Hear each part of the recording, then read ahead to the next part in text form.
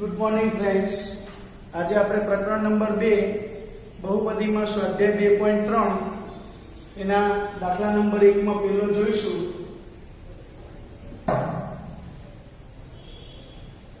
સ્વાધ્યાય 2.3 દાખલા નંબર પહેલો. એની અંદર આપણે બહુપદી આપેલી છે. બહુપદી આપી છે આપણને x3 વત્તા 3x વર્ગ વત્તા 3x વત્તા 1. આ આપણને બહુપદી આપવામાં આવી છે. જે બહુપદી આપવામાં આવી હોય એને કહેવાય px. px એટલે કે ભાજ્ય px એટલે ભાજ્ય બહુપદી. જે બહુપદીનો ભાગાકાર કરવાનો હોય એને કહેવાય ભાજ્ય બહુપદી. હવે મિત્રો તમે જોઈ શકો છો આપણે આ બહુપદીને x+1 વડે ભાગાકાર કરવાનો છે. x+1 વડે ભાગાકાર કરવો છે. તો જે બહુપદી વડે ભાગાકાર કરવાનો હોય એને કહેવાય gx. શું કહેવાય? gx. એટલે કે એને ભાજક બહુપદી કહેવાય. ખાસ ધ્યાન રાખજો, જે બહુપદીનો ભાગાકાર કરવાનો હોય એને કહેવાય ભાજ્ય બહુપદી px. જે બહુપદી વડે ભાગાકાર કરવાનો હોય તેને કહેવાય ભાજક બહુપદી gx.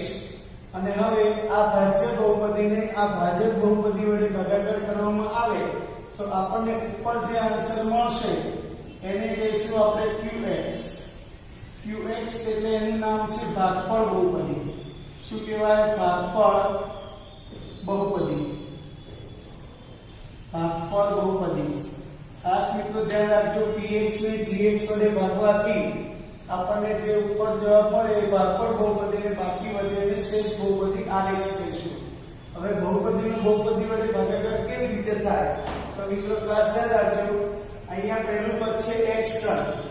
આ પહેલા પદને ભાજ્ય બહુપદીના પહેલા પદને એટલે કે x3 ને કોની વડે ભાગાકાર કરવાનો? ભાજક બહુપદીના પહેલા પદ વડે. હવે આપણે નિયમ જાણીએ છીએ, ઘાત અને ઘાતાંક ચેપ્ટર ભણી ગયા હતા. આધાર સરખો હોય તો ઉપર રહેલી ઘાતની બાદબાકી થાય.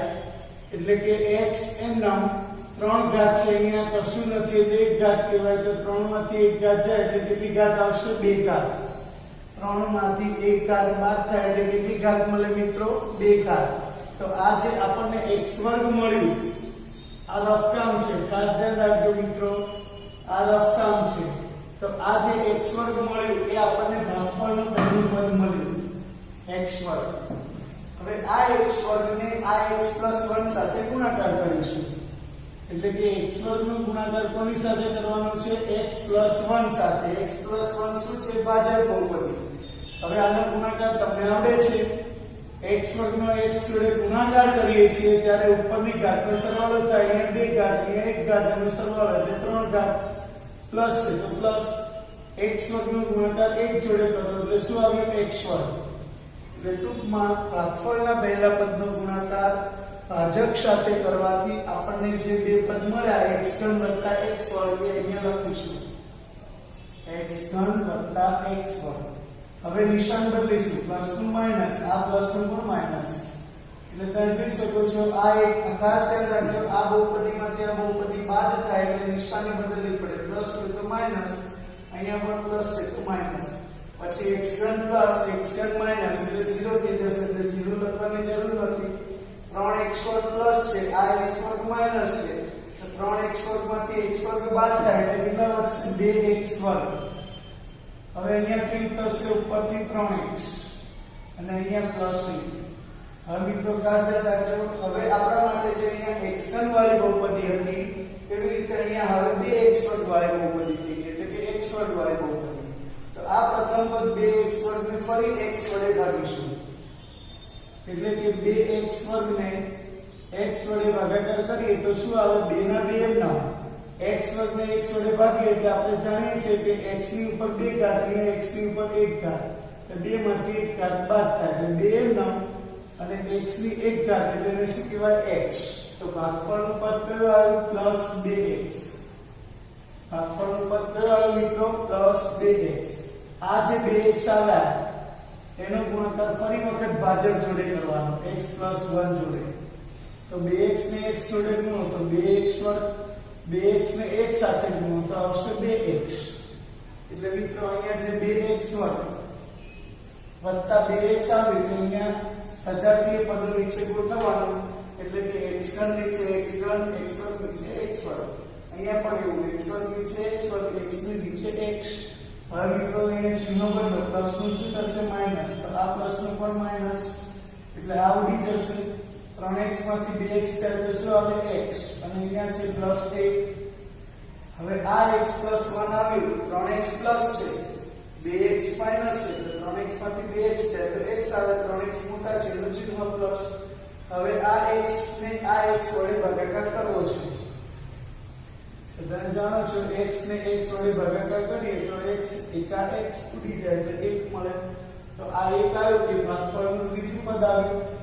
આ 1 ને આ બંને સાથે ગુણાકાર કરો તો આપણે જાણીએ છીએ કે 1 સાથે ગમે તેનો ગુણાકાર કરીએ તો જવાબ થઈને જ રહે. એટલે કે 1 કૌંસમાં x પ્લસ 1 હોય તો જવાબ શું આવે, x પ્લસ 1 જ. એટલે કે અહીંયા આપણે x પ્લસ 1 લખીશું અને નિશાન બદલી દેવાનું. પ્લસ ટુ માઈનસ, આ ઉડી જશે, આ ઉડી જાય, શેષ આવે 0. તો અહીંયા જે આપણને શેષ મળ્યું આને કહેવાય શેષ બહુપદી. શું કહેવાય, શેષ બહુપદી. એટલે સંકેતમાં દર્શાવાય rx વડે. એટલે આપણને આ દાખલામાં બહુપદીનો બહુપદી વડે ભાગાકાર કરી અને ભાગફળ અને શેષ બહુપદી લખવાની કીધી છે. તો આપણે લખીશું ભાગફળ બહુપદી qx બરાબર x વર્ગ વત્તા 2x વત્તા 1 અને શેષ બહુપદી rx બરાબર 0. આ દાખલો મિત્રો નોંધી લેજો. પરીક્ષામાં રફકામ લખવું જરૂરી નથી, પણ અહીંયા શીખવા માટેની ખાસ રફકામ સાથે દાખલો નોટબુકમાં નોંધી લેજો. પછી આપણે આની પછીનો દાખલા નંબર 2 ગણાવીએ.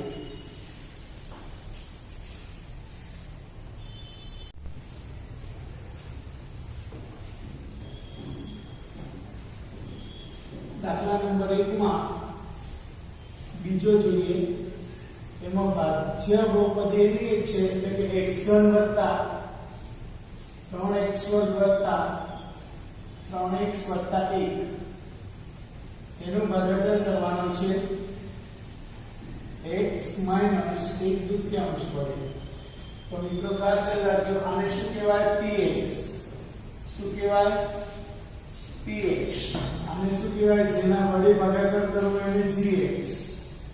ઉપર આપણે ભાગફળ મળે એને શું કહીશું, qx. હવે મિત્રો આપણે આના દાખલો ગણાય એ મુજબ આનું પહેલું પદ છે x ઘન, એને x વડે ભાગાકાર કરો. તમે જાણો છો x ઘન ને x વડે ભાગવાથી શું મળે, 3 માંથી 1 જાય એટલે x ની 2 ઘાત.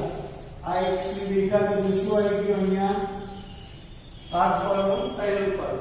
હવે આ x વર્ગને બંને પદ સાથે ગુણવું છે તો x વર્ગ નો ગુણાકાર x માઈનસ 1/2 સાથે કરીએ તો x વર્ગ ગુણ્યા x એટલે x નો ઘન માઈનસ 1 લીધે માઈનસ x વર્ગ નો ગુણાકાર 1/2 જોડે તો 1/2 x વર્ગ. આ જે પદ મળ્યું મિત્રો અહીંયા લખી દઈશું x ઘન માઈનસ 1/2 x વર્ગ. તો ખાસ ધ્યાન રાખો મિત્રો, પ્લસ નું શું થશે માઈનસ, માઈનસ નું શું થશે પ્લસ, એટલે આ પદ ઉડી જશે.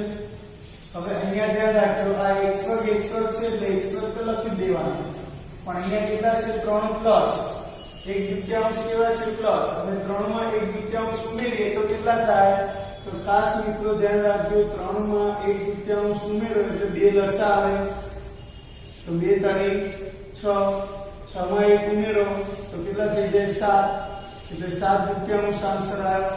એટલે અહીંયા 7 નો કેટલો આવશે 7/2. હવે ઉપરથી પ્લસ 3x એમ નામ અને આ પ્લસ 1 પણ એમ નામ.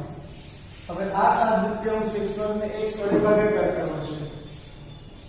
તો મિત્રો 7/2 x વર્ગને x વડે ભાગાકાર કરીએ તો 7/2 છે તેમ નામ જ રહેશે, પણ આ x વર્ગને x વડે ભાગાકાર કરીએ તો શું મળશે x.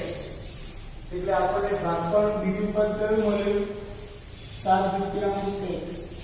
હવે આ 7/2 x જોડે ફરી આપણે 7/2 x જોડે ભાજકને ગુણો એટલે કે x - 1/2 નો ગુણાકાર કરો તો 7/2 x ગુણ્યા x એટલે x વર્ગ માઈનસ 7 દુત્યાંશ ને 1 દુત્યાંશ જોડે ગુણાકાર થાય એટલે 7 એકા 7 અને 2 ગુણ્યા 2 તો 4 એટલે 7 ચતુર્થાંશ x એટલે ખાસ ધ્યાન રાખજો આ 7 દુત્યાંશ x વર્ગ લઈ નામ અને અહીંયા સાદુરૂપ કેટલો આવ્યો -7 ચતુર્થાંશ x પ્લસ નું માઈનસ થશે માઈનસ નું પ્લસ થશે એટલે આ ઉડી જશે હવે અહીંયા x x એમ નામ આ 3 પ્લસ છે અને 7 ચતુર્થાંશ છે પ્લસ છે એનો સરવાળો થશે મિત્રો એટલે કે 3 માં 7 ચતુર્થાંશ ઉમેરવા હોય તો કેટલા આવે 4 લસા આવે 4 તારી 12 પ્લસ 7 તો 12 માં 7 ઉમેરીએ તો કેટલા આવશે 19 ચતુર્થાંશ કેટલા આવે છે મિત્રો 19 ચતુર્થાંશ એટલે અહીંયા લખીશું 19 ચતુર્થાંશ ખાસ ધ્યાન રાખજો મિત્રો 19 ચતુર્થાંશ અહીંયા 12 અને 7 નો સરવાળો કેટલો આવી ગયો 19 ચતુર્થાંશ એટલે આપણે 19 ચતુર્થાંશ x લખ્યું પછી અહીંયા પ્લસ 1 હવે 19 ચતુર્થાંશ x ને x વડે ભાગો અહીંયા મિત્રો તમે જોઈ શકો છો રફકામ થોડું વધી જાય છે 19 ચતુર્થાંશ x એનો ભાગાકાર કોની જોડે કરીશું x વડે એટલે x ઉડી જાય તો કેટલા મળે 19 ચતુર્થાંશ 19 ચતુર્થાંશ મળે એટલે ભાગફળનું ત્રીજું પદ આવ્યું આ 19 ચતુર્થાંશ જોડે હવે x - 1 દુત્યાંશ ને ગુણીશું એટલે 19 ચતુર્થાંશ સાથે x - 1 દુત્યાંશ ને ગુણીએ તો 19 ચતુર્થાંશ x માઈનસ આનો ગુણાકાર 19 એકા 19 અને 4 દુ 8 એટલે કે 19 ચતુર્થાંશ x માઈનસ 19 અષ્ટમાંશ નિશાન બદલો પ્લસ નું માઈનસ માઈનસ નું પ્લસ એટલે આ બંને પદ ઉડી જશે એક કેવો છે પ્લસ 19 અષ્ટમાંશ કેવા છે પ્લસ તો એનો પાછો લસા લેવો પડશે એટલે કે 1 વત્તા 19 અષ્ટમાંશ નો સરવાળો કરો હોય તો 8 એમ નામ 8 એકા 8 એમાં 19 ઉમેરો 19 માં 8 ઉમેરો તો કેટલા આવશે 27 અષ્ટમાંશ એટલે મિત્રો અહીંયા આપણને 27 અષ્ટમાંશ મળ્યા જે શું છે શેષને શું કહેવાય rx એટલે આની પરથી આપણે લખીશું કે માટે ભાગફળ qx બરાબર